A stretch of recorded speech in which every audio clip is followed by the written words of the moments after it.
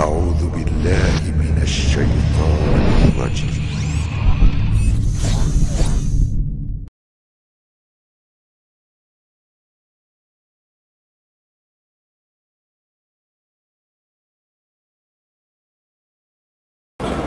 Assalamualaikum warahmatullahi wabarakatuh.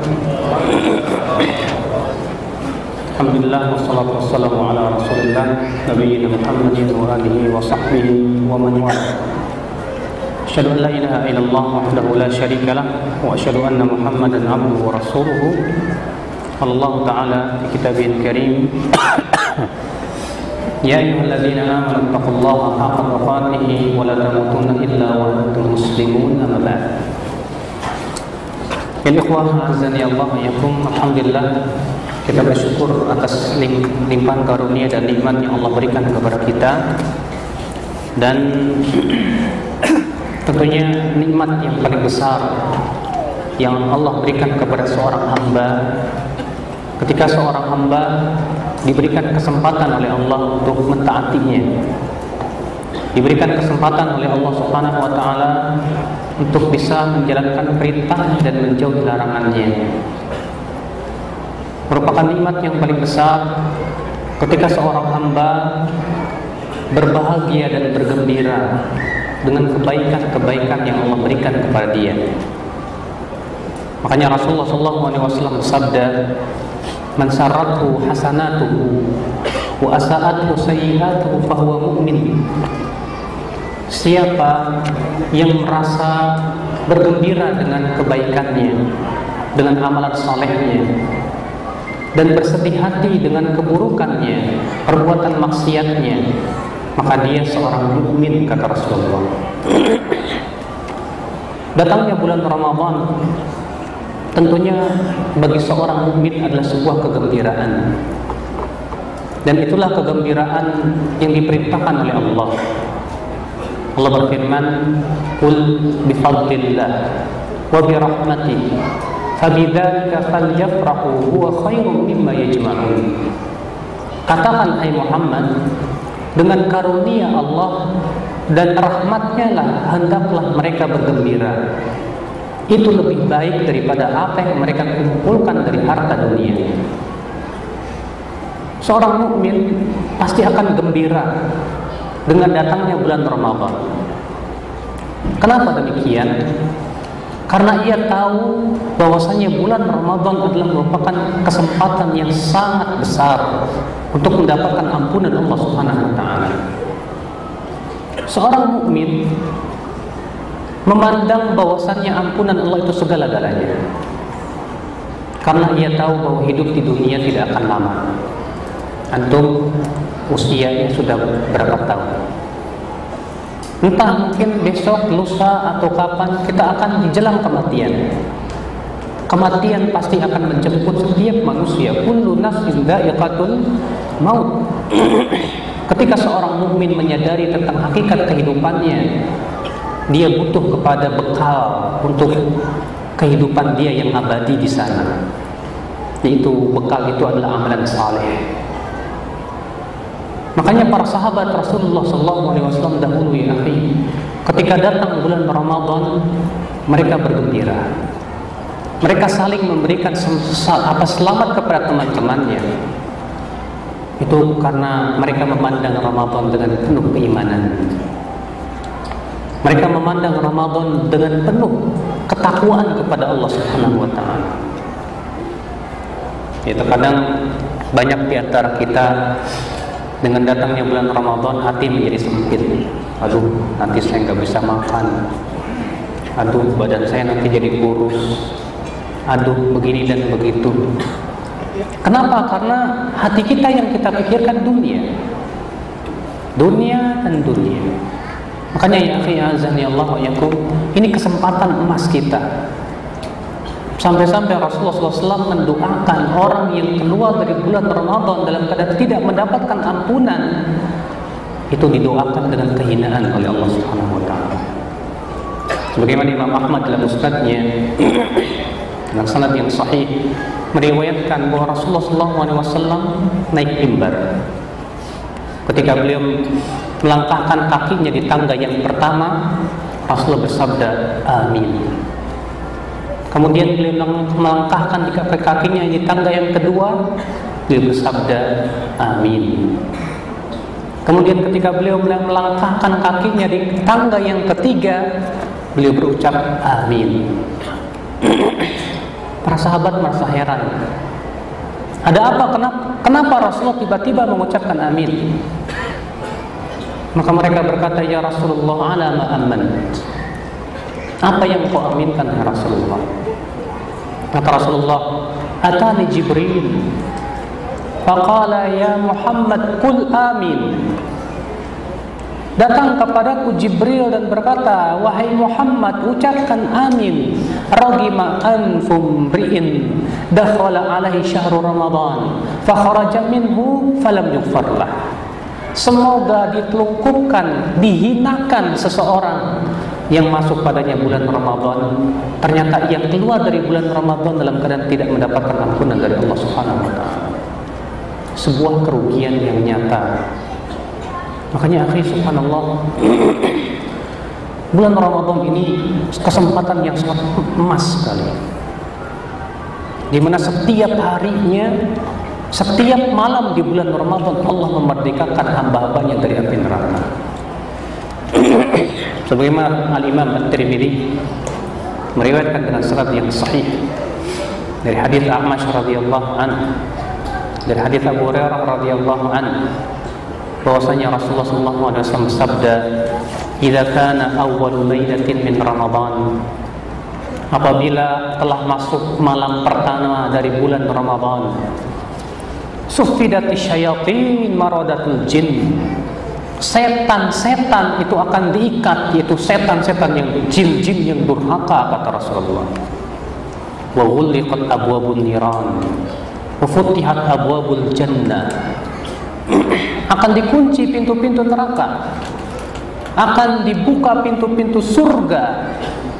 Wa yunadi munadin, lalu ada seorang penyeru berkata, ya baghil khair aqbil, wahai orang yang menginginkan kebaikan, kemarilah.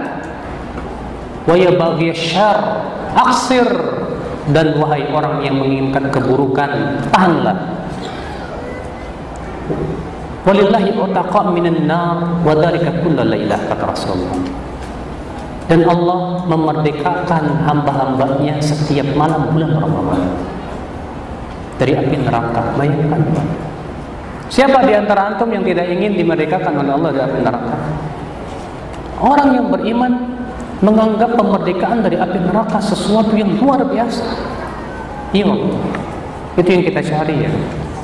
Apa yang kita cari di dunia ini? Anda sudah mendapatkan dunia, apa sudah setelah itu? Setelah itu kita akan mati, kita akan mendapatkan balasan dari Allah Subhanahu wa taala. Maka akal Islam azani Allah wa yakum. Tentunya kita berusaha untuk mempergunakan bulan Ramadan dengan sebaik-baiknya. Dengan tentunya dengan beramal saleh dan perkara-perkara yang sifatnya manfaat yang lainnya. Karena ini bulan yang mulia. Bulan Ramadan adalah bulan yang mulia. Karena bulan Ramadan adalah bulan yang mulia, tentunya kita berusaha untuk memahami yang pertama, bagaimana caranya kita bisa meraih ampunan di bulan Ramadan, dan apa amal yang bisa kita amalkan pada waktu di bulan Ramadan. Akhul Islam azani Allah wa yakum. Adapun amalan-amalan di bulan Ramadan, ya banyak sekali, alhamdulillah, disebutkan dalam hadis-hadis yang sahih. Yang pertama yaitu saum Ramadan. Ini sesuatu yang insyaallah antum sudah ketahui, puasa Ramadan. Tapi mas, apa sih puasa itu? Apakah puasa itu sebatas tidak makan, tidak minum? Apakah puasa itu sebatas antum meninggalkan hal-hal yang membatalkan puasa? Kalau begitu antum masih taraf puasa orang awam. Antum kalau begitu belum memahami hakikat puasa. Kalau antum hanya sebatas menahan diri dari makan, dari minum, dari hal-hal yang membatalkan puasa, berarti antum belum faham tentang hakikat puasa.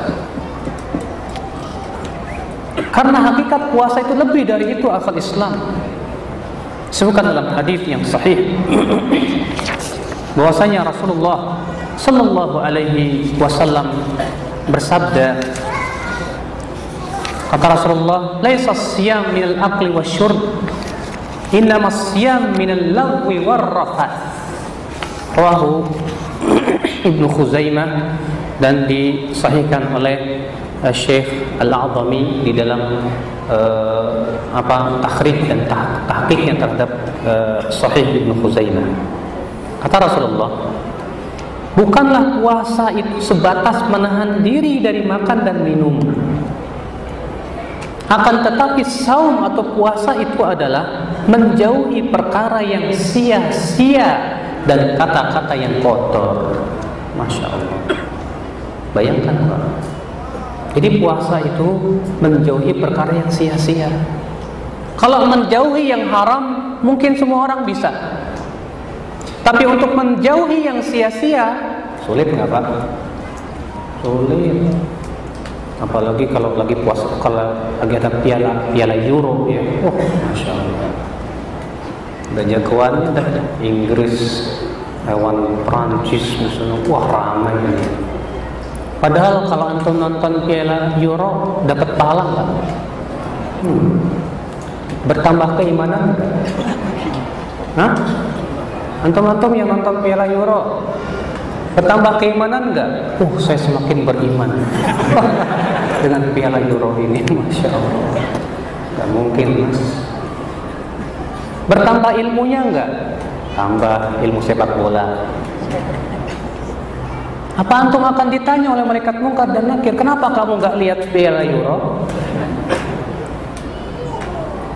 Untuk meninggalkan perkara yang tidak ada manfaatnya butuh keimanan. Ya akal Islam azan ya Allah. Makanya Rasulullah mengatakan min husni islamin mar'i tarkuhu ma la ya'ni. Di antara tanda baiknya Islam seseorang meninggalkan sesuatu yang tidak bermanfaat bagi dia. Dan itulah hakikat puasa, kata Rasul. Mata kita bisa nggak ya supaya melihat sesuatu yang selalu bermanfaat? Sulit. Telinga kita, pembicaraan kita, ngobrolnya kita, perbuatan kita, selama satu harian antum selalu berbuat kebaikan dan sesuatu yang sifatnya manfaat, bisa tidak? Sulit. Makanya lihat kalau para ulama terdahulu, mereka melakukan yang mubah pun dalam rangka ada manfaatnya. Ini sesuatu yang sulit merealisasikan perkara seperti ini. Makanya Rasulullah SAW memberikan kepada kita hakikat puasa itu apa, saum itu apa. Bukan hanya sebatas menahan diri dari dahaga, bukan sebatas menahan diri dari lapar, dari jima, tidak. Tapi kata Rasulullah, hakikat puasa itu menahan diri dari sesuatu yang sia-sia. Makanya fungsi zakat fitrah apa? Ada yang tahu nggak? Ayo, yang ngantuk jawab.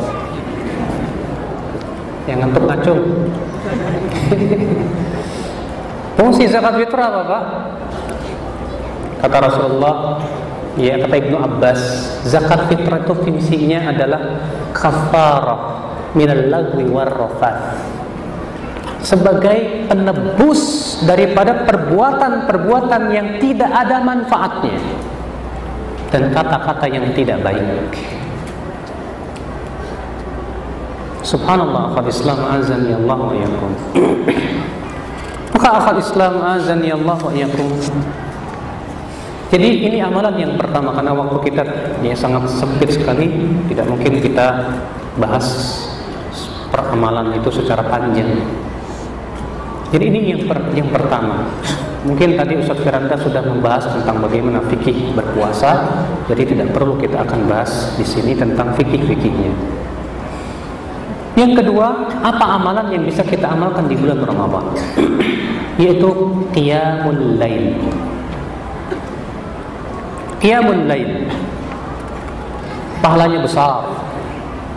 Rasul kita yang mulia alaihi wasallam bersabda, "Man qama ramadhana imanan wa ihtisaban, ghufira lahu ma taqaddama min dhanbi."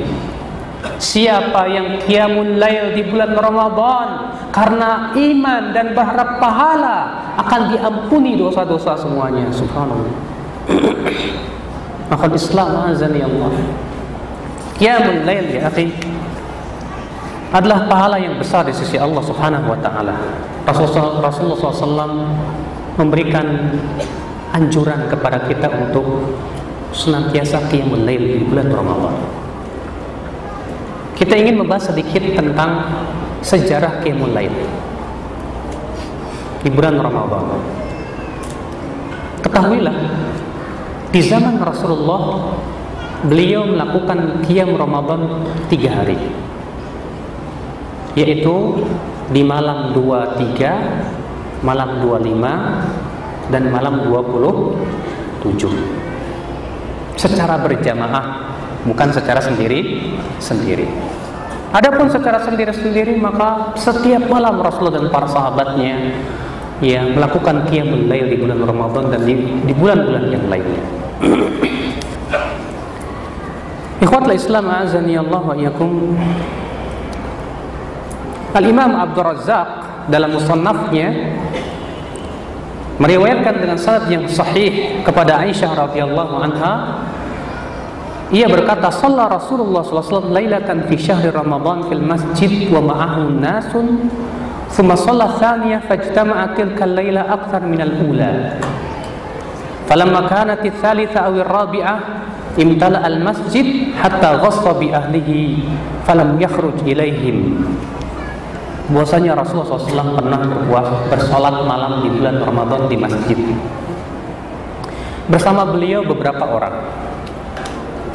Di malam yang kedua, Rasulullah pun kembali sholat bersama dengan jumlah yang lebih banyak lagi. Di malam yang ketiga, rupanya para sahabat mendengar. Akhirnya mereka pun kumpul sehingga masjid menjadi penuh. Iya. Lihat Pak, bagaimana para sahabat. Kalau kita kan enggak, di malam pertama doang penuh kan. Nanti terus berkurang terus tuh. Kalau udah setengah bulan, udah baik lagi. Kalau Rasulullah enggak, para sahabat enggak, justru di malam-malam akhir Ramadan itu semakin penuh, luar biasa. Iya. Falam yakhruj ilaihim. Rupanya di malam ketiga, ya di malam keempatnya beliau enggak mau keluar. Di malam keempat beliau enggak mau keluar. Faja'alan nas yunadunahu shalah. Maka orang-orang pun memanggil Rasulullah, salat, salat. Ya, tapi Rasulullah SAW tetap tidak mau keluar. Falamma asbah qala Umar bin Khattab, mazalan nas yantadhirunaka al-barihah ya Rasulullah. Maka ketika waktu pagi, Umar berkata kepada Rasulullah, "Ya Rasulullah, tadi malam orang-orang menunggu engkau ya Rasulullah." Maka Rasulullah bersabda, "Ama annahu lam yakhfa alayya amruhum." Urusan mereka tidak tersembunyi terhadap saya tahu. Walakinni khasyitu an yuktab alaihim, akan tetapi saya khawatir diwajibkan atas mereka. Apa yang antum bisa ambil Pak dari kata-kata Rasulullah ini? Saya khawatir untuk diwajibkan kepada mereka.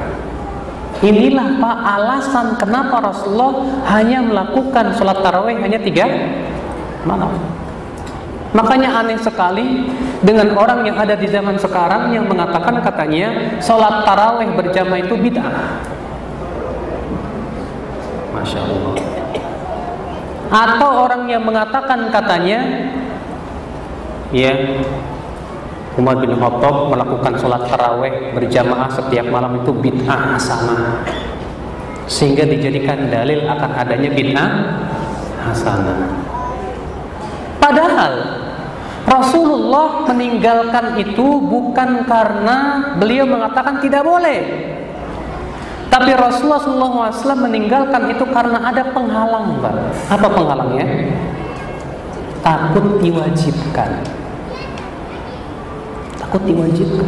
Kaidah mengatakan suatu perbuatan yang ditinggalkan oleh Rasulullah karena adanya penghalang, maka ketika penghalang itu sudah tidak ada dan maslahatnya besar untuk diadakan, maka jadi boleh, bukan bid'ah. Nah sekarang sholat tarawih dilakukan Rasulullah 3 hari berturut 3 hari. Kemudian Rasulullah tinggalkan, kenapa Pak? Karena takut diwajibkan. Ada penghalang tidak? Baik. Di zaman Umar bin Khattab penghalangnya sudah hilang tidak? Hilang karena wahyu sudah terputus dan tidak mungkin lagi diwajibkan. Sementara Umar melihat kalau dibiarkan orang masing-masing dalam satu masjid ada beberapa jamaah, mudarat. Lebih maslahat untuk dijadikan satu imam saja seperti di zaman Rasulullah dahulu pernah terjadi. Maka apakah kita katakan ini bid'ah secara syariat? Lah, secara bahasa betul itu bid'ah, tapi secara syariat tidak. Ikhwatul Islam azani Allah wa iyyakum. Dalam hadis Abu Dzar, beliau berkata, "Sumna ma'a Rasulillah sallallahu alaihi wasallam, falam yusalli bina hatta baqiya sab'un min asy-syahr." Faqama bina hatta dhahaba thuluthul lail. Kami berpuasa bersama Rasulullah SAW puasa Ramadan, dan beliau tidak sholat bersama kami, sholat tarawih, kecuali tersisa 7 hari lagi. Itu malam 23. Maka beliau pun sholat bersama kami sehingga sepertiga malam pertama. Jam berapa sepertiga malam pertama? Sepertiga malam pertama sekitar jam berapa? 10-11 lah ya. Rasulullah SAW itu menunjukkan sholat tarawihnya kapan? Di awal malam, bukan di akhir malam. Buktinya di sini dikatakan sholat sampai sepertiga malam pertama, berarti sampai jam 10. Tsumma lam yakum bina fi sadisah wa qana bina fil khamisah. Kemudian pada malam 24 Rasulullah tidak sholat bersama kami. Kemudian pada malam 25 kembali Rasulullah sholat lagi. Iya. Hatta dhaba syatrul lail, beliau sholat sampai pertengahan malam. Jam berapa? Sekitar jam 12. Iya. Faqulna ya Rasulullah, law nafaltana baqiyata lailatina hadhihi. Lalu kami berkata setelah beliau selesai sholat sampai pertengahan malam, kami berkata, ya Rasulullah, bagaimana kalau kita sholat sunnah lagi sampai sahur? Masya Allah. Bagaimana para sahabat semangatnya? Udah sholat sampai pertengahan malam, coba antum. Ini imam lama amat sih. Aduh, kapok dah, besok kamu sini lagi. Rupanya Rasulullah sholat sampai pertengahan malam. Selesai, apa kata para sahabat? Ya Rasulullah, bagaimana kalau kita sholat lagi? Apa kata Rasulullah? Innahu man qama ma'al imam hatta yansharif kutiba lahu qiyamul lailah. Sesungguhnya orang yang sholat bersama imam sampai selesai sudah dituliskan sholat semalam suntuk. Ternyata para sahabat tidak sholat lagi. Itu menunjukkan bahwa kalau sholat tarawih sudah selesai bersama imam, tidak perlu kita sholat lagi. Ya. Kemudian innahu, ya, kata Abu Dzar, "Tsumma lam yusalli bina hatta baqiya 3 min asy-syahr." Kemudian Rasulullah tidak salat lagi bersama kami kecuali telah tersisa 3 hari lagi, itu pada malam 27. Ya. Wa shalla bina fi tsalitsah wa da'a ahlahu wa nisa'ahu faqama bina hatta takhawwafna al-falah. Ya, maka kemudian beliau pun salat bersama kami sampai beliau menyuruh istri-istrinya dan anak-anaknya hadir semuanya pada malam 27 itu. Iya. Sampai kami pun sholat, sampai kami khawatir nggak dapat sahur. Maksudnya apa, Pak? Sholatnya semalam suntuk, sampai kami khawatir nggak dapat sahur. Bayangkan. Siapa yang mampu di antara kita, Pak? Ada yang mampu? Sulit sekali, Pak. Makanya para ulama di zaman sekarang, siapa yang mau sholat seperti Rasulullah 11 rakaat sampai mau sahur? Yang disebutkan dalam hadis lain, yafakanu yaqra'una fi rak'atin wahidah mi'ina ayah. Mereka dahulu dalam satu rakaat itu membaca ratusan ayat. Sampai di antara kami ada yang bertelekan di atas tongkat-tongkat. Ada nggak yang seperti itu? Di zaman sekarang kalau mengatakan kita nggak mampu, makanya kita gunakan dengan cara memperbanyak rakaatnya.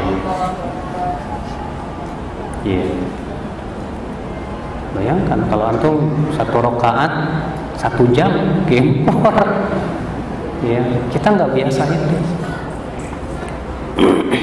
Ikhwatul Islam azani Allah wa iyyakum. Hadis ini menunjukkan, Pak, pertama bahwa qiyam Ramadan waktu yang paling utama itu awal malam, bukan akhir malam. Qiyam Ramadan waktu yang paling utama itu awal malam, bukan akhir malam. Makanya di zaman Umar bin Khattab radhiyallahu anhu, sebagaimana Abdurrahman bin Al-Qari berkata, kharajtu ma'a Umar bin Khattab radhiyallahu anhu lailatan fi Ramadan ila al-masjid fa idza an-nas awza'un mutafarriqun yusalli ar-rajul li nafsihi wa yusalli ar-rajul fa yusalli bi salati ar-rahat. Aku keluar bersama Umar bin Khattab suatu malam di bulan Ramadan ke masjid. Ternyata orang-orang sholatnya masing-masing. Ada yang sholat sendirian, ada yang sholat berjamaah.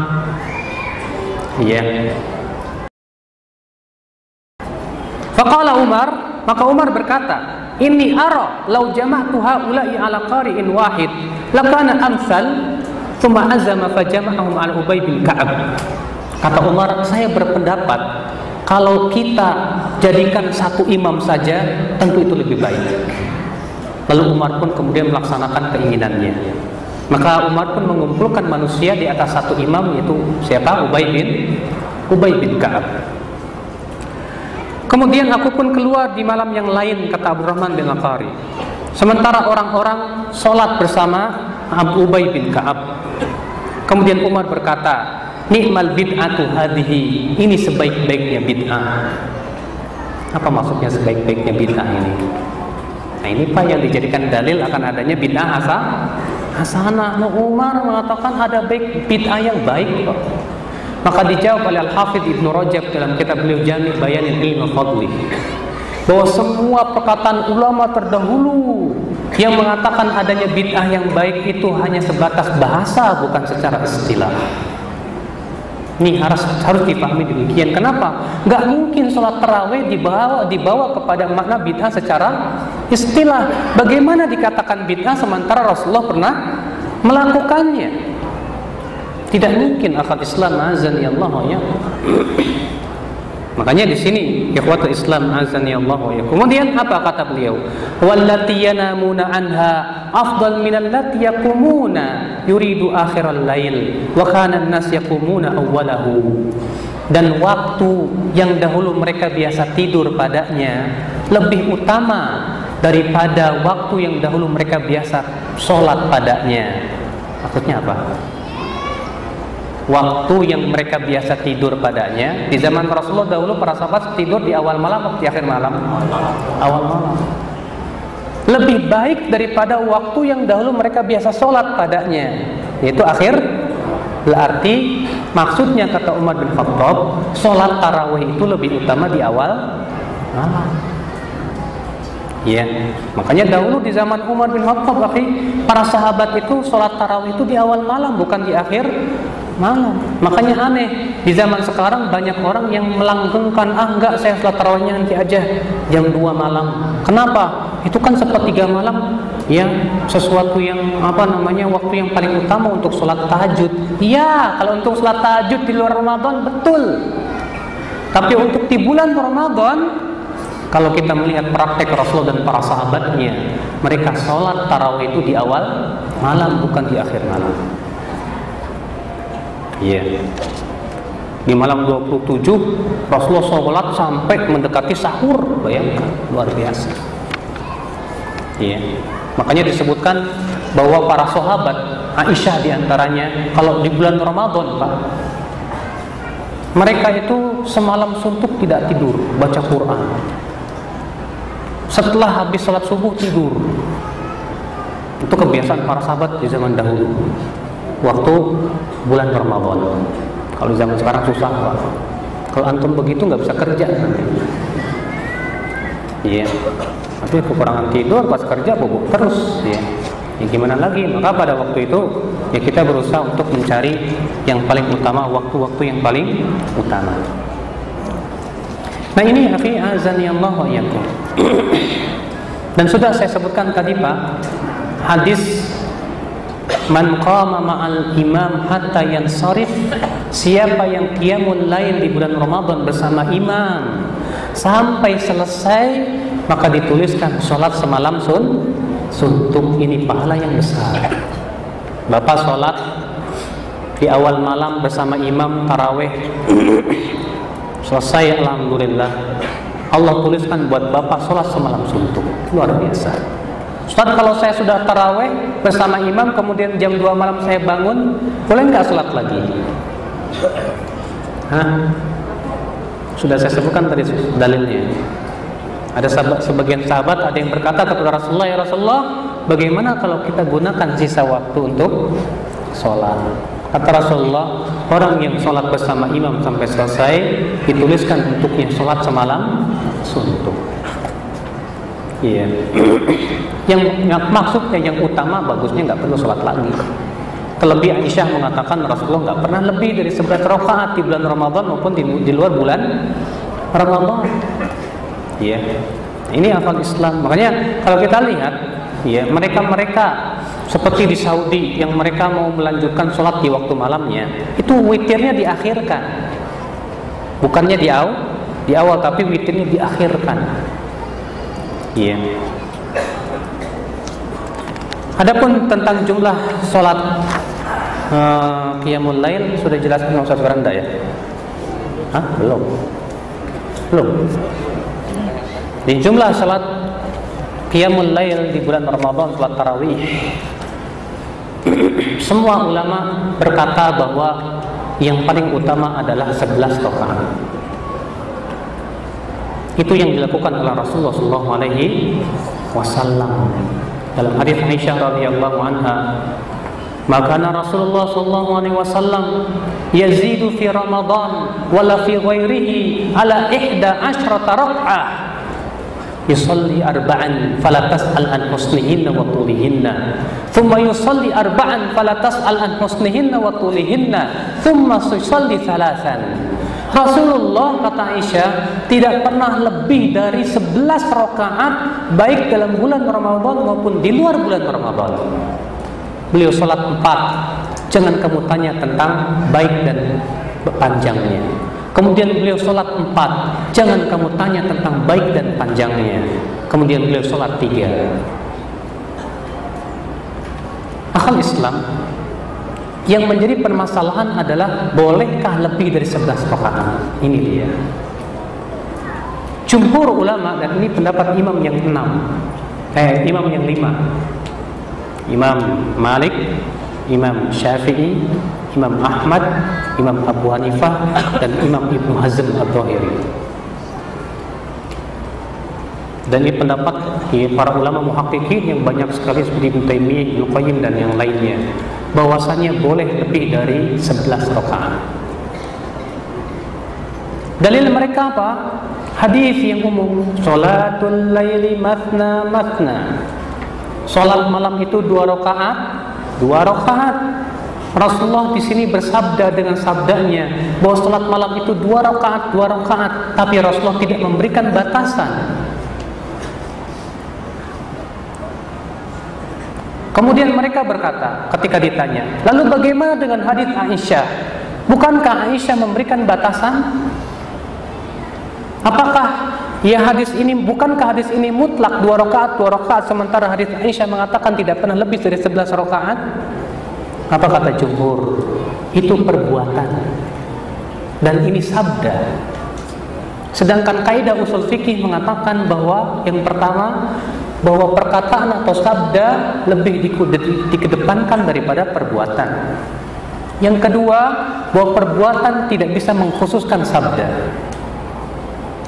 Sebagaimana disebutkan dalam kaidah usul fikih, bahwa perbuatan Rasulullah tidak bisa mengkhususkan sabda. Atas dasar inilah jumhur mengatakan boleh 11 rakaat.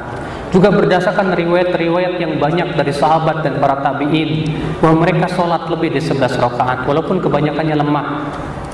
Dan Syekh Albani memandang riwayat-riwayat yang 11 rakaat Rasulullah melakukannya semuanya lemah. Ikhwatul Islam azani Allah wa iyyakum. Sebetulnya ini ikhtilaf para ulama. Kita tidak boleh dalam masalah-masalah yang seperti ini untuk saling memasakkan pendapatnya. Karena hujah mereka masing-masing mempunyai hujah.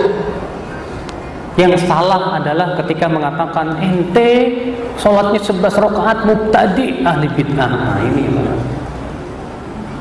sekarang ada enggak para ulama yang mengatakan lebih dari 11 rakaat itu bid'ah? Hatta Syekh Albani rahimahullah yang merojikan hanya 11 rakaat, beliau tidak mengatakan pendapat jumhur bid'ah, tidak.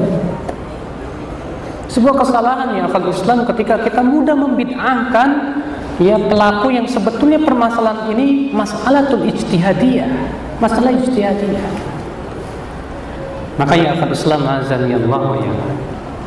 Mereka juga ya jumhur yang membolehkan 11 rakaat berkata, kalau Anda mau melakukan 11 rakaat, mampukah Anda 11 rakaat yang melakukan seperti Rasulullah, bukan hanya dari sisi jumlah tapi juga sifat. Kalau Anda ingin mengikuti hadisnya Aisyah 11 rakaat, jangan Anda mengikuti jumlahnya saja, tapi juga ikuti sifatnya. 11 rakaat sampai pertengahan malam Anda mampu? 1 rakaat ratusan ayat Anda mampu? Kata mereka.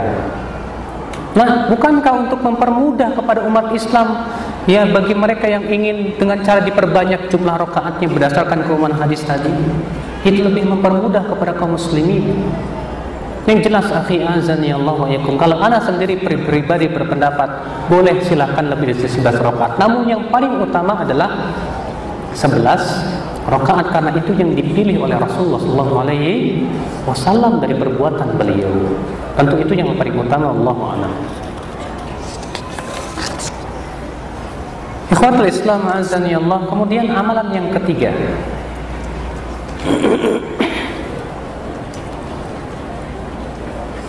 yang dilanggengkan oleh para sahabat, yaitu tadarus Al-Quran. Apa itu Pak? Tadarus.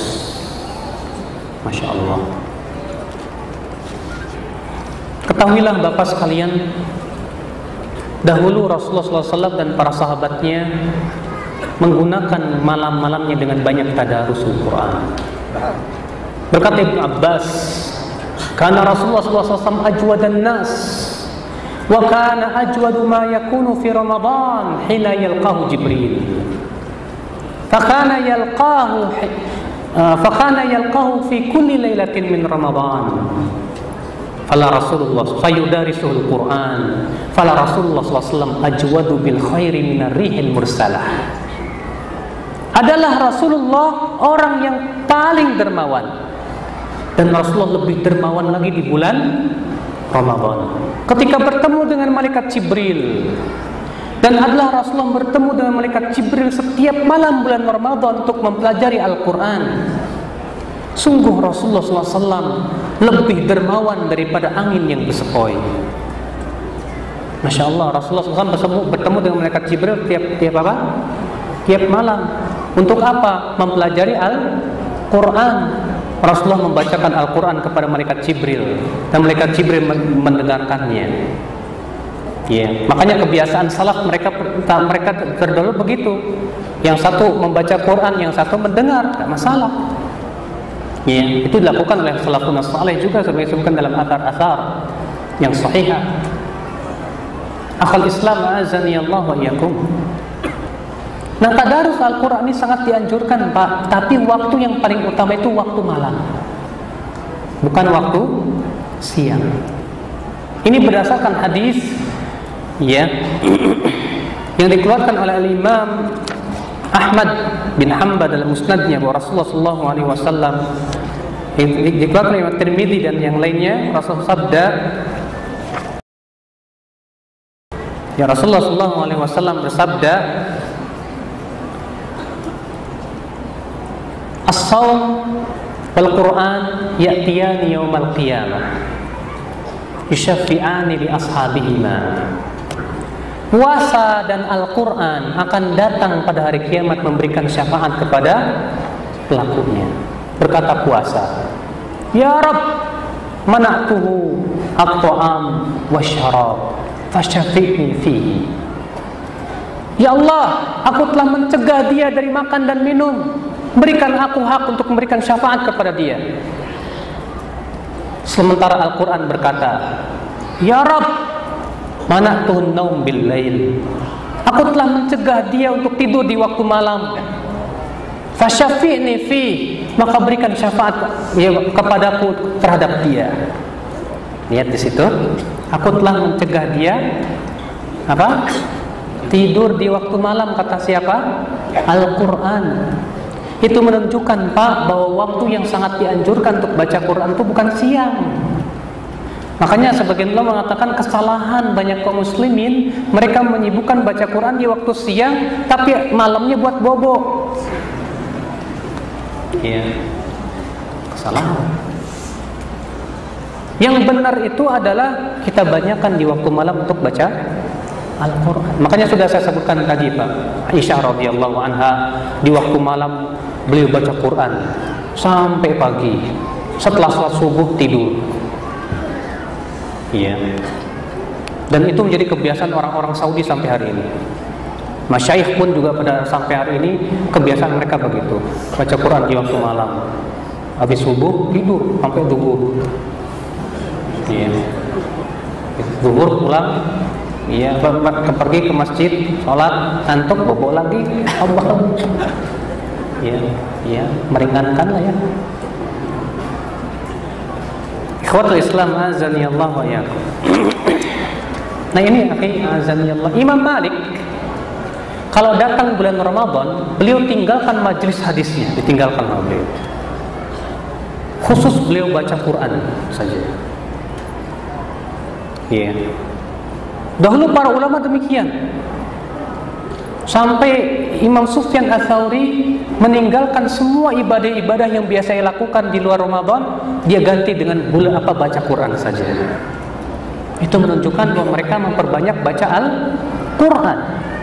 Imam Syafi'i di bulan Ramadan biasanya beliau mengkhatam 3 hari sekali. Imam Qatadah bin Di'amah As-Sadusi biasanya beliau di bulan Ramadan mengkhatam 3 hari sekali. Tapi ketika datang 10 terakhir bulan Ramadan, beliau mengkhatam sehari sekali. Capek, Pak. Kata yang ngomong aja susah, gak bisa ngamalin. Ya, bayangkan. Berarti kalau 3 hari itu baca Quran berapa juz satu harinya? 10 juz. Masya Allah. Antum satu hari berapa juz baca Quran? Aduh, adanya juz belimbing, juz enggak. Ya. Subhanallah. Dan ini akhi azani Allah kebiasaan yang baik ya. Iya. Maka dari itulah ya akhi, makanya bulan Ramadan itu disebut dengan bulan Al-Quran, disebut dengan Syahrul Quran. Kenapa? Karena memang para sahabat dahulu memperbanyak baca Quran. Dan sangat dianjurkan membaca Quran itu dari mushaf.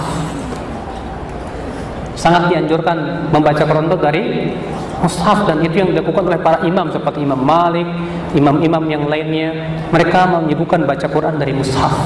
Bahkan ada hadis keutamaan tentang membaca Quran dari mushaf. Iya, tapi saya lupa qadarullah di situ dihasan oleh Syekh Al-Albani rahimahullah dalam kitab beliau Sahih Targhib. Iya. Tapi kalau antum maunya untuk dari hafalan untuk murojaah ya nggak masalah. Ya. Amalan yang keempat,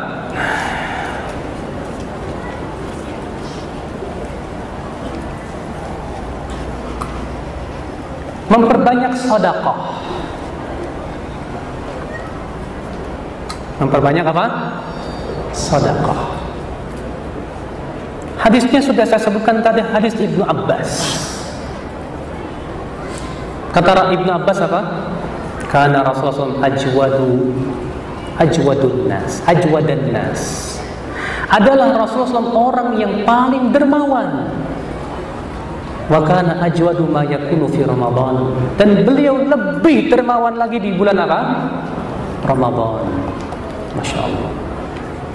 Al-Imam Ibnu Rajab Al-Hanbali, ya, di dalam kitab beliau, ya, yang berjudul apa namanya tentang keutamaan bulan-bulan itu, saya lupa namanya, itu kitab Lataiful Ma'arif, menyebutkan kenapa sih Rasulullah SAW di bulan Ramadan banyak memperhatikan dua amal, baca Quran dan sedekah.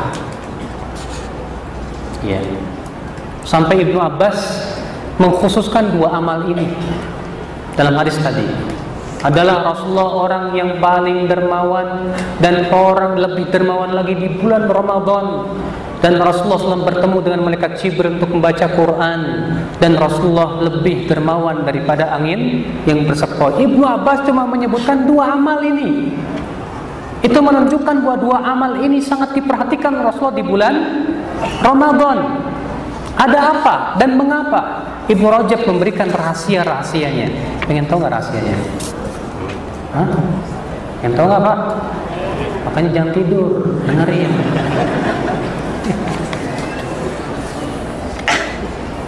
Dengerin, Pak, rahasianya kenapa Rasulullah memperbanyak di bulan Ramadan?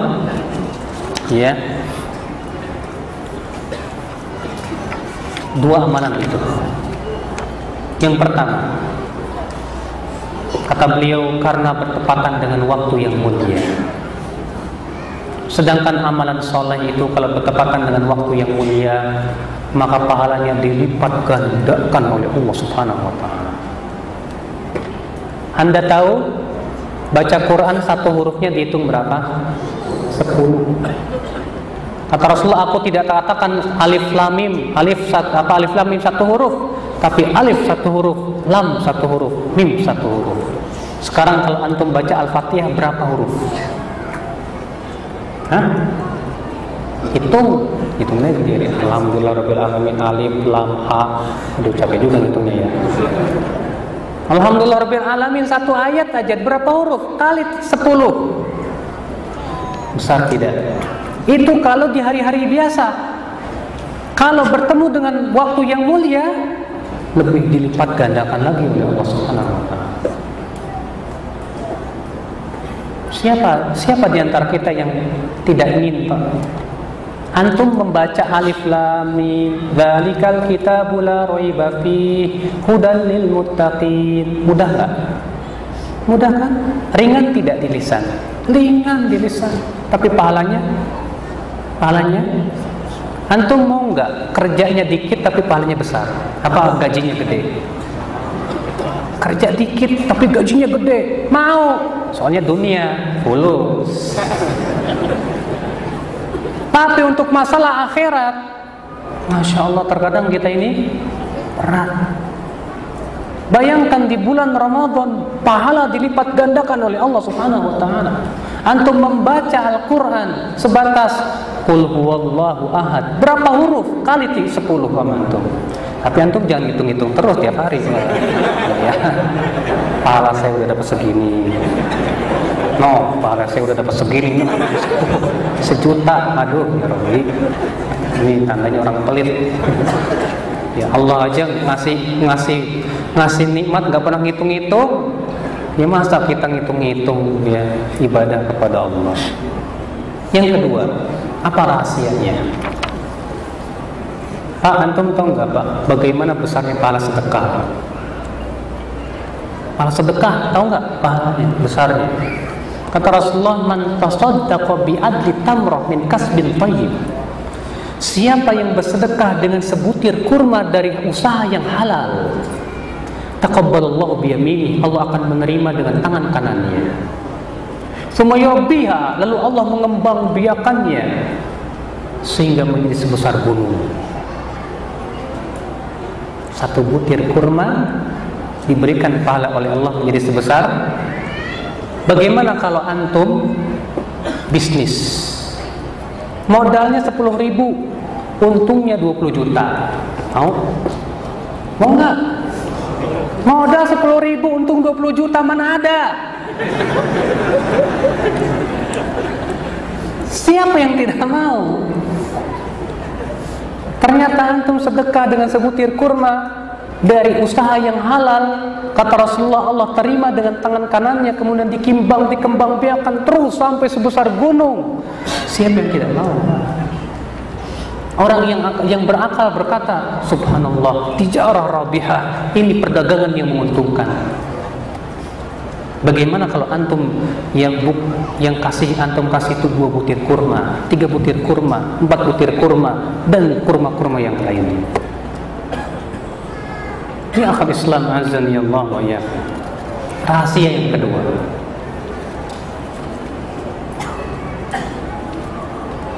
kenapa Rasulullah memperbanyak sedekah di waktu Ramadan?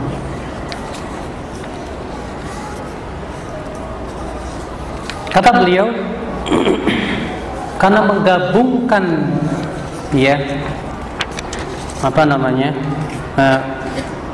karena membantu orang-orang yang berpuasa, memberikan makan kepada mereka, pahalanya besar. Ya tidak? Rasulullah, man fattara sha'iman kana mithlu ajrihi min ghairi an yanqasa min ajrihi syai'. Siapa yang memberikan makan berbuka kepada orang yang berpuasa, maka dia dapat pahala puasanya. Masya Allah. Antum kasih duit sama orang miskin nih, sama orang miskin dibeliin makanan buat buka puasa, buat pahala nggak? Pertama, pahala sedekah. Yang kedua, antum mendapatkan pahala membuat dia berbuka puasa. Bagaimana lagi kalau misalnya antum kumpulkan teman-teman yang mau berpuasa, orang-orang miskin, ayo kita buka puasa bersama. Kemudian antum danai untuk makanannya, 10 orang antum dapat 10 puasa mereka. Makanya antum, Pak, kalau lagi umrah di bulan Ramadan, jangan lupa ke kota Madinah. Wah, kalau di Masjid Nabawi itu orang yang berlomba berebut. Kita baru masuk gerbang aja udah tarik-tarik, sini Pak, ini Pak, sini Pak. Ya, kalau kita kan pengen cari yang paling enak kan. Enggak Pak, enggak, entar dulu, itu ada teman saya di sana. Cari teman, wah ini yang paling enak, duduk. Loh, asik. Ya. Tapi subhanallah Pak, mereka tuh luar biasa. Memang kedermawanan orang kota Madinah dari zaman dahulu sampai hari ini terkenal.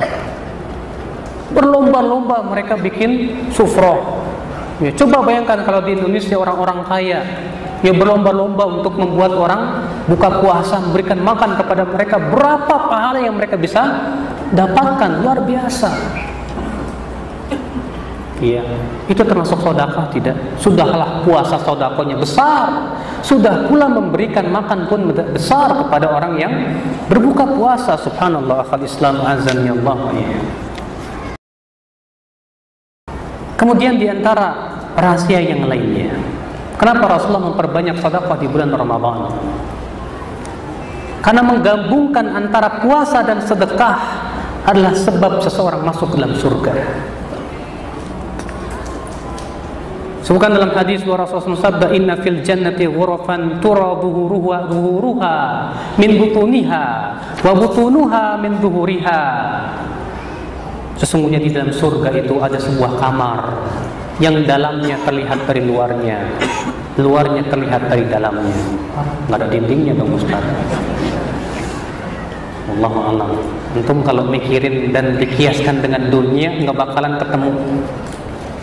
Kenapa? Kata Rasulullah, karena surga itu sebatas sama nama tapi hakikatnya berbeda.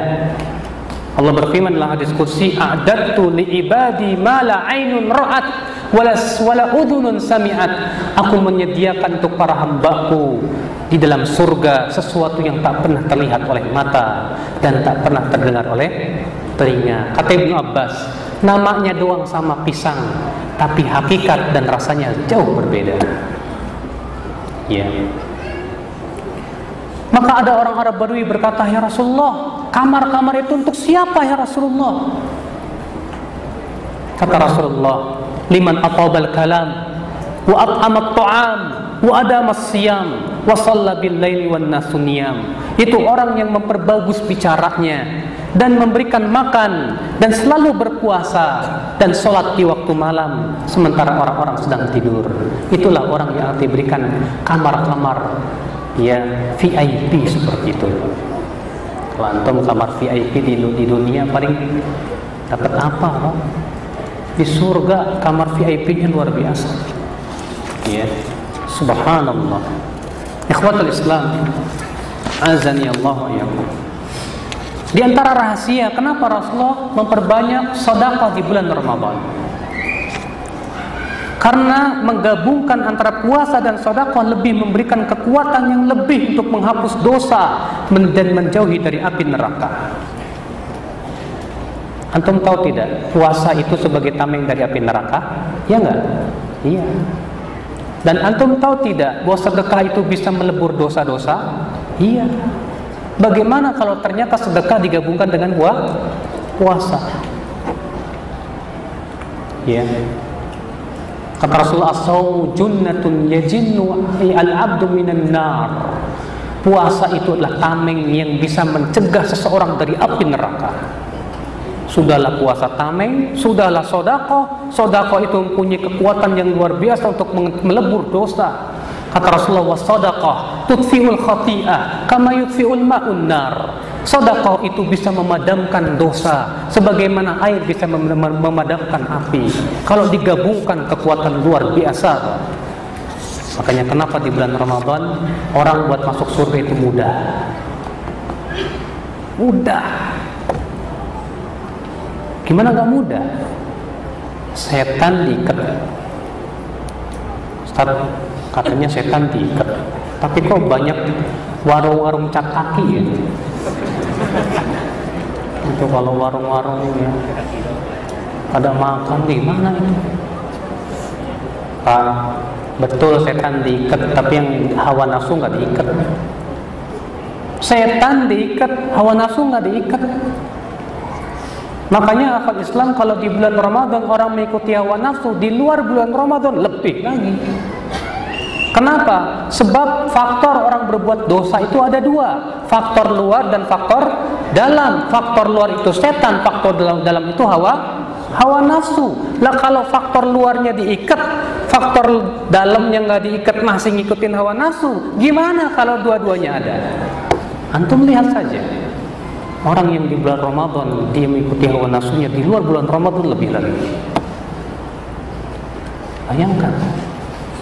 Sudah begitu Anda berpuasa menghilangkan syahwat. Antum kalau lagi lapar banget, lihat perempuan aja udah gak nafsu. Lapar begini. Ya. Sehingga apa? Untuk ketaatan kuat. Sudah gitu antum sedekah, baca Quran, qiyamul lail lagi. Dan qiyamul lail itu sendiri menguatkan hati seorang hamba. Kata Rasulullah, inna nasyi'atal lail hiya asyaddu waq'a wa aqwamu qila. Sesungguhnya salat malam itu lebih menguatkan hati seorang hamba, mengesankan hati. Sahih, Pak. Bayangkan amalan-amalan ini bergabung dalam bulan Ramadan. Amalan-amalan yang dahsyat ini bergabung di bulan Ramadan. Makanya Rasulullah pantas, malaikat Jibril pantas mendoakan orang yang keluar bulan Ramadan dalam keadaan diampuni itu enggak, ya dihinakan. Betul. Kenapa? Karena kesempatan buat masuk surga pada waktu itu sangat besar sekali. Iya tidak? Iya. Sudah untuk diikat syahwatnya. Setelah berbuka untuk diberikan kesempatan untuk beribadah kepada Allah, sholat tarawih. Kemudian setelah sholat tarawih antum bisa baca Quran dan yang lainnya, sehingga dengan puasa hati antum pun menjadi ya lembut. Ya, makanya di bulan puasa itu hati kita lebih mudah menangis daripada di luar yang lainnya. Saya tidak. Iya. Kenapa? Karena seseorang yang semakin dekat kepada Allah akan semakin hatinya lembut kepada Allah Subhanahu wa taala. Semakin mudah menangis. Makanya ya akhi azani Allah wa iyyakum. Inilah ya rahasianya kenapa ya bulan Ramadan itu sebuah bulan yang sangat ditunggu-tunggu oleh para sahabat Rasulullah sallallahu alaihi wasallam. Kemudian akhi azani Allah wa iyyakum. Rahasia yang selanjutnya kenapa memperbanyak sedekah di bulan Ramadan? Karena kata beliau, manusia itu tidak lepas dari kesalahan. Kita aja di bulan Ramadan berupaya bagaimana tidak berbuat maksiat, ya sepandai-pandainya tupai melompat, akhirnya apa? Ngejongkeng juga. Iya. Betul. Ya gimana? Namanya juga manusia. Rasulullah sabda, kullu bani Adam khata. Setiap anak Adam pasti pernah berbuat salah. Nah, dengan sedekah itulah bisa menegur dosa. Atau antum melakukan perbuatan yang sia-sia, maka dengan sedekah itulah bisa meleburkan perbuatan yang sia-sia di bulan Ramadan. Ya, siapa di antara kita ya akhi yang di bulan Ramadan selalu dalam ibadah? Sulit sekali. Ya.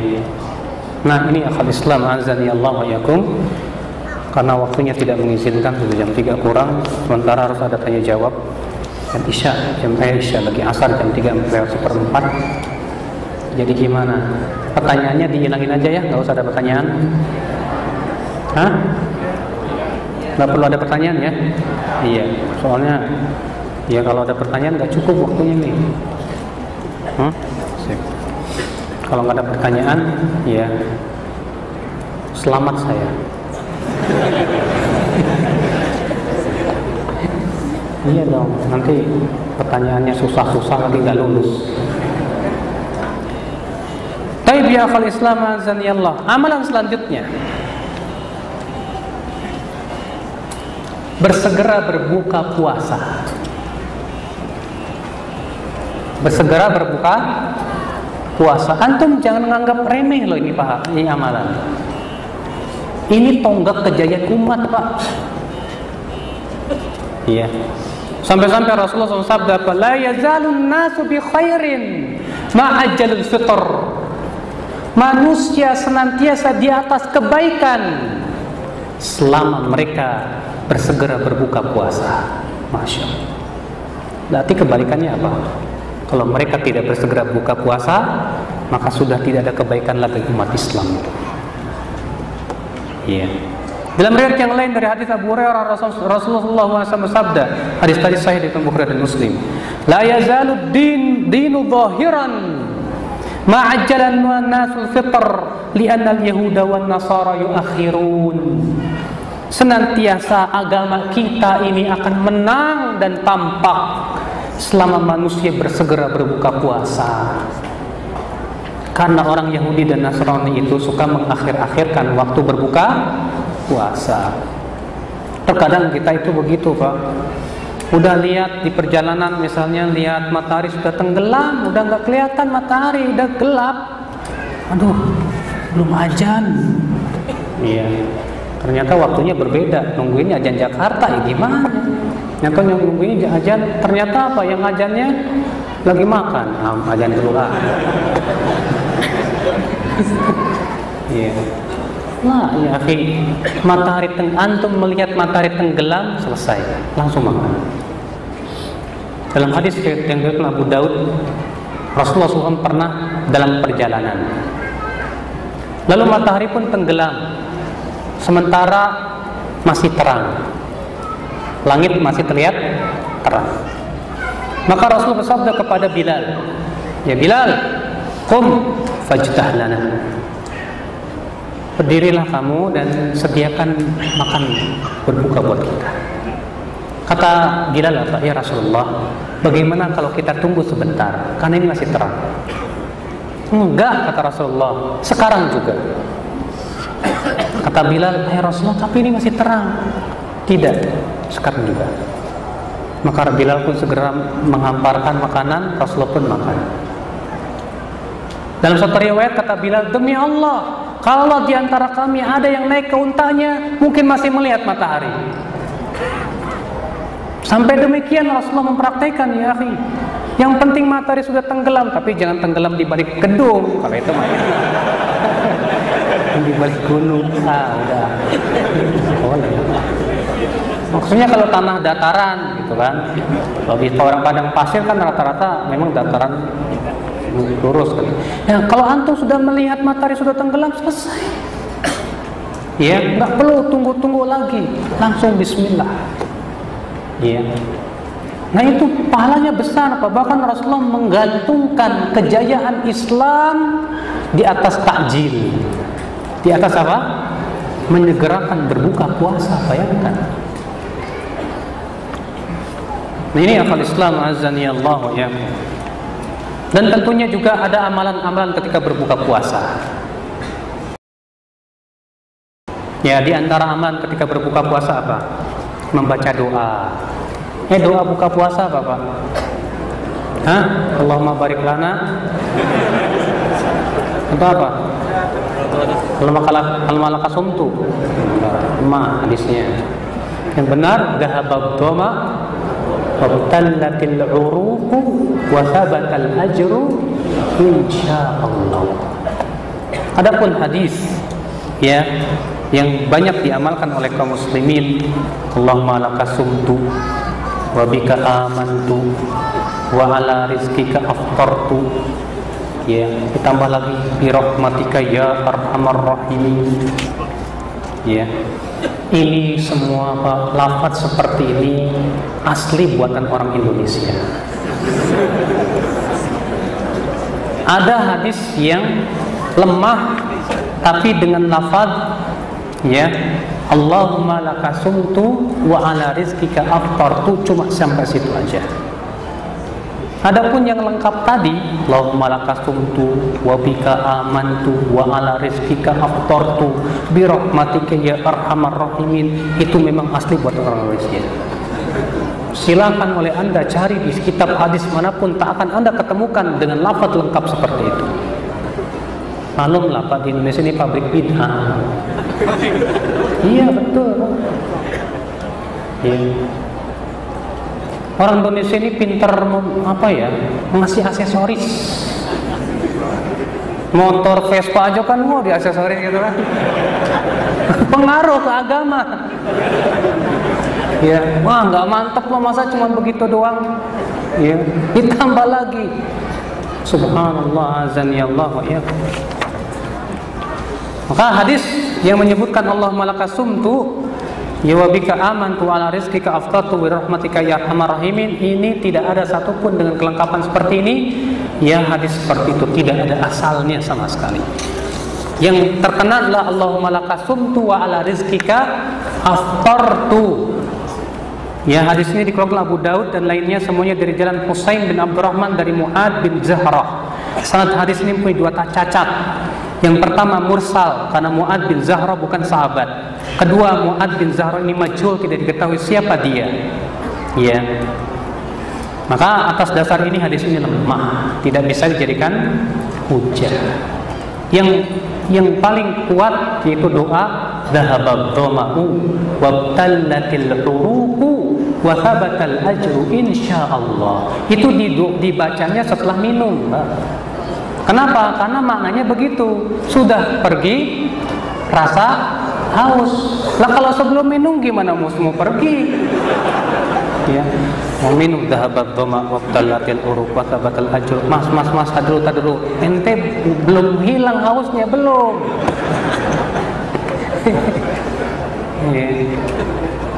Ini bismillah. Baru kita ucapkan dhahabat dhama wabtallatil uruq wa thabatal ajr insyaallah. Ya. Kemudian Pak, amalan di waktu buka puasa apa? Banyak tuh, waktu puasa itu banyak amalan di situ. Berbuka dengan rutab, sunnah. Dapat pahala tidak? Rasulullah SAW itu biasanya berbuka dengan rutab, kurma basah. Kalau tidak ada maka kurma kering. Kalau tidak ada maka dengan air. Setelah itu Rasulullah pergi sholat ke masjid. Kalau kita enggak, habis rutop, makanan tersedia banyak banget. Ada kolak, ada perkedel, belum lagi nasinya, masya Allah, dihabek semuanya. Mau pergi, udah gitu apa? Sholat berjamaahnya ketinggalan. Loh, kan kata Rasulullah tidak ada sholat kalau ada makanan sudah tersedia. Ya, betul. Memang ada hadisnya begitu. Tapi praktek Rasulullah dulu, Rasulullah itu beliau makan kurma dulu, baru pergi ke masjid sholat. Setelah sholat maghrib silakan mau makan gede. Secara kesehatan pun juga kurang bagus, Pak. Kenapa demikian? Karena lambung kosong selama 12 jam. Langsung dikasih makanan berat, kasihan tuh lambung. Langsung disuruh kerja berat. Bayangkan. Makanya kenapa hikmah Rasulullah makan rutop dulu? Kata para ahli kesehatan untuk mempersiapkan lambung supaya kuat dulu. Setelah lambungnya sudah siap, kuat, baru dia dikasih makanan-makanan yang berat, gak masalah. Nah, ini akal Islam, azani Allah wa iyyakum. Makanya ya, Rasulullah itu orang yang paling paham tentang kesehatan. Ya, gaya tidur Rasulullah yang paling sehat, gaya makan Rasulullah yang paling sehat. Ya. Subhanallah. Kemudian amalan selanjutnya, mengakhirkan sahur.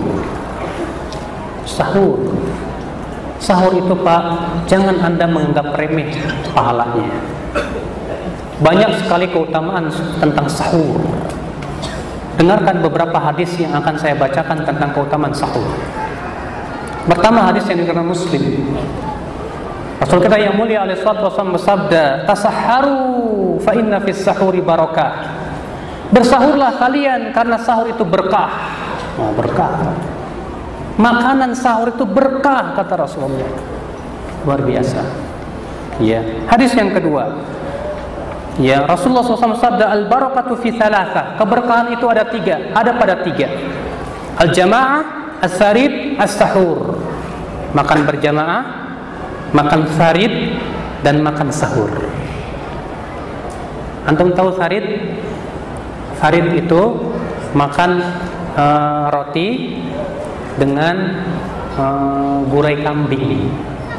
Kambing ada maroknya, dia pakai. Itu dulu di zaman Rasulullah itu makanan yang paling mantap, sudah. Makanan paling apa? Paling mantap. Rotinya roti gandum dan memang enak, Pak. Ya. Pakai apa? Daging. Kata Rasulullah itu berkah. Ya. Kemudian sahur berkah. Gimana kalau antum sahurnya berjamaah pakai sarid? Mantap lagi. 3 keberkahan antum dapat. Luar biasa. Iya.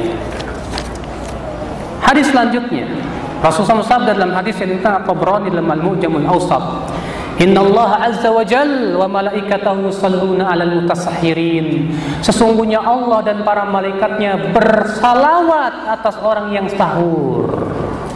Bayangkan, orang yang sahur itu ya sampai-sampai Allah dan malaikatnya bersalawat kepada orang yang bersahur, Pak. Subhanallah. Bahkan, Pak, bersahur itu sama saja menyelesaikan orang Yahudi dan Nasrani. Kata Rasulullah, faslun ma baina siyamina wa siyami ahlil kitab aklatus sahar. Perbedaan antara puasa kita dengan puasa ahli kitab, makan sahur. Antum tahu ya puasanya orang ahli kitab gimana? Antum tanya orang Nasrani. Anda pernah tanya kepada orang Nasrani, kalian puasanya gimana? Misalnya kita makan jam 6 sore, puasa tuh sampai jam 6 sore lagi, nggak ada sahur. Masya Allah, berat banget ya, berat. Tapi orang Nasrani bikin bid'ah, ya, karena mungkin berat. Jadi menurut mereka puasa itu dari makanan-makanan yang berat. Makanya pas saya ngelihat dia kok makan minum susu, lu katanya lagi puasa. Oh enggak, menurut kami puasa itu dari makanan yang berat. Cuma puasa ayakan atuh. anu ayatihakan kata orang Sunda. Ya. Iya. Beda, di sini bedanya antara puasa ahli kitab dengan puasa umat Islam, ya akhal Islam azani Allah. Ya. Kemudian nikmat sahur, makanan sahur yang paling utama kata Rasulullah kurma. Makanan sahur yang paling utama apa? Kurma. Dapat pahala lagi itu antum makan kurma karena mengikuti sunnah Rasul sallallahu alaihi wasallam. Yang kedua, akhirkan waktu sahur. Jangan jam 1, Pak. Tidak ada di zaman Rasulullah SAW. Rasulullah SAW sahurnya jam 1, jam 2. Kalau kita lihat bagaimana praktek Rasulullah SAW, ya apa kata Zaid bin Thabit, kami sahur bersama Rasulullah SAW, kemudian kami bangkit untuk sholat. Lalu aku berkata, kata Anas, berapa jarak antara adzan dan sahur? Apa kata beliau? Sekitar membaca 50 ayat. Antum baca 50 ayat berapa? Paling 15 menit. Ya. Bayangkan jedahnya sangat sedikit sekali. Rasulullah bersabda, "Idza sami'tum Bilalan yu'adzin fakulu washrabu." Kalau kalian mendengar Bilal adzan, makan dan minumlah sampai adzan Ibnu Ummi Maktum, dan adalah Bilal. Ya, disebutkan jarak antara adzan pertama dengan adzan kedua sangat sedikit sekali. Dalam riwayat yang disebutkan oleh Ibnu Hajar, sebatas karena waktu itu Bilal adzannya itu di atas rumah yang paling tinggi di sisi masjid milik seorang wanita. Bilal naik, adzan Allahu Akbar, selesai, turun. Setelah itu Ibnu Maktum naik lagi, adzan. Itu menunjukkan sedikit sekali waktu sahur. Dan itu yang paling utama. Iya. Adapun kebiasaan masyarakat di zaman sekarang, sahur jam 1, pertama, ini jelas menyelisih sunnah. Yang kedua, pasti mereka akan menahan diri sebelum waktunya. Yang ketiga, biasanya bablas ketiduran, gak sholat berjamaah. Bayangkan berapa penyelisihan yang akan dia lakukan setelah itu. Hanya sekali di Indonesia ini jam 1 udah jujurawokan ya di masjid, sahur jam 1, Pak. Udah gitu pakai gendang lagi, tung. Waduh, masya Allah, ya Rabbi, musibah. Padahal Rasulullah SAW sahurnya jam berapa? Udah gitu di Indonesia dibatasin lagi pakai imsak lagi, tambah susah. Imsak. Kalau udah imsak itu udah orang pada ketakutan, Pak. Padahal kata Rasul dalam hadis yang saya, Pak. Iya. Kata Rasulullah SAW dalam hadis yang sahih, "Idza sami'a ahadukumun nida wal ina ala yadihi falyadahu hatta yaqdiya hajatahu minhu." Apabila salah seorang dari kalian mendengar azan sementara gelas masih di tangan, jangan diletakkan sampai diminum sampai habis. Bayangkan kita dengar azan aja, kemudian gelas masih di tangan mau minum, azan minum kata Rasulullah. Itu menunjukkan imsak nggak ada. Ya, kalau kita mengamalkan hadis ini ada imsak nggak? Nggak ada. Ya. Bahkan secara kaidah usul fikih, Pak, imsak itu bertabrakan dengan kaidah fikih. Yaitu bahwasanya pada asalnya malam masih ada. Al-aslu baqa'u makana ala makana, kaidah usul fikih begitu berkata.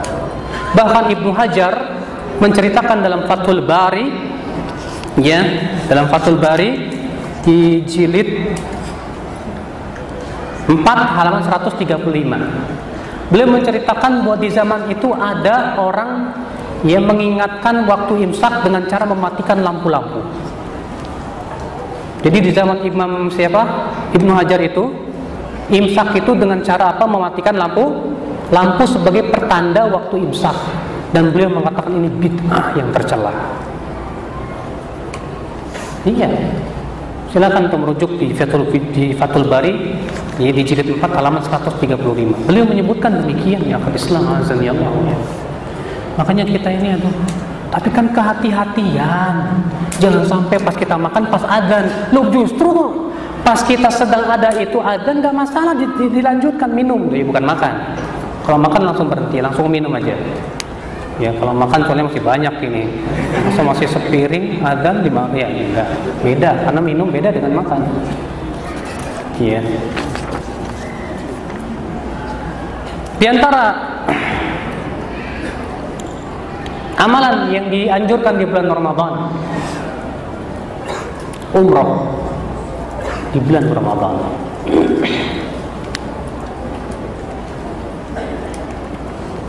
Rasulullah sallallahu alaihi wasallam bersabda, "Fa inna umratan fi Ramadan taqdi hajjatan ma'i." Sesungguhnya umrah di bulan Ramadan itu pahalanya sama dengan haji bersamaku. Itu diucapkan kepada seorang wanita. Waktu itu wanita ini ngomong ke suaminya, "Hajikan aku dong sama Rasulullah."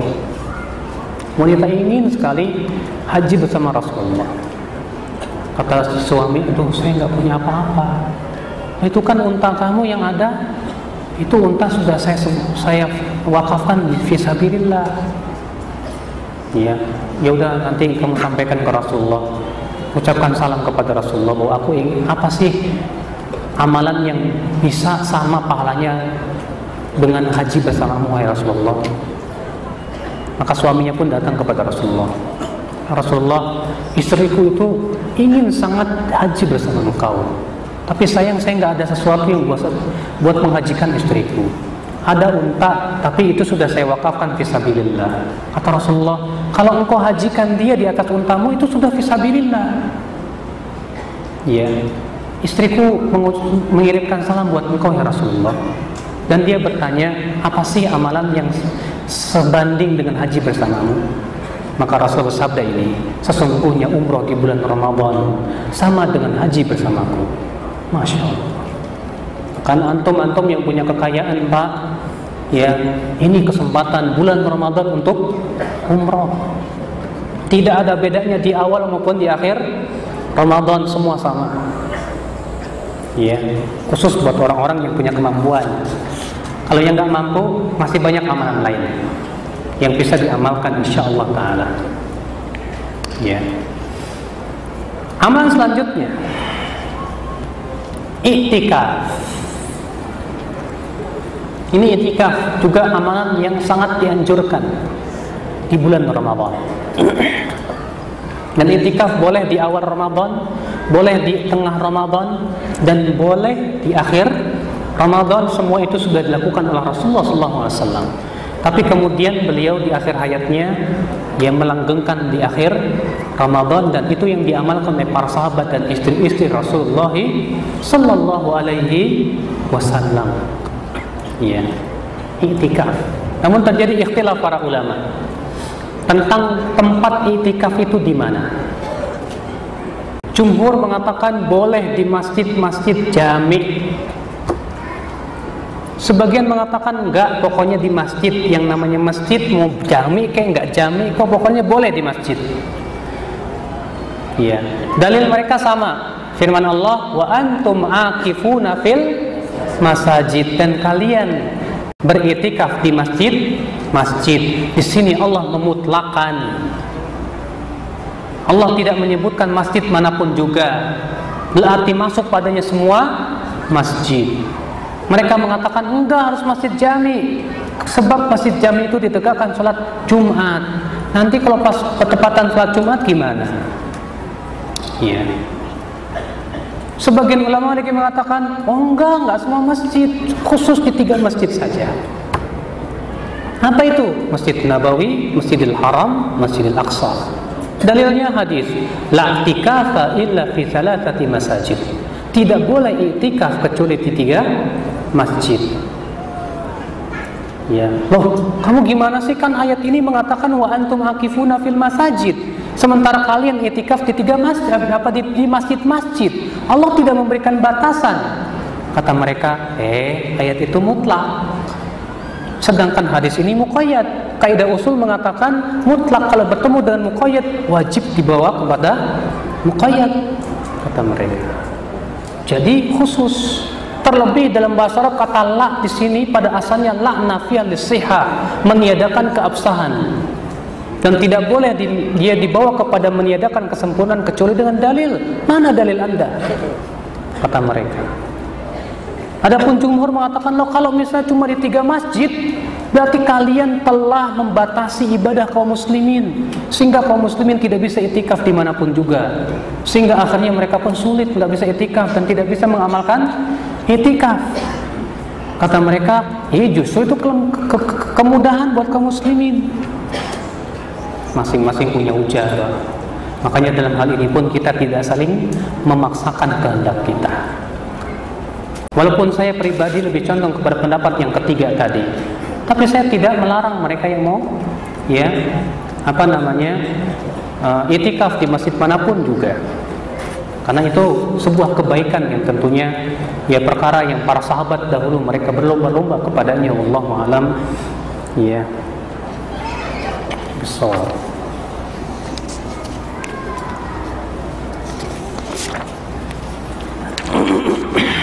amalan yang ke-11,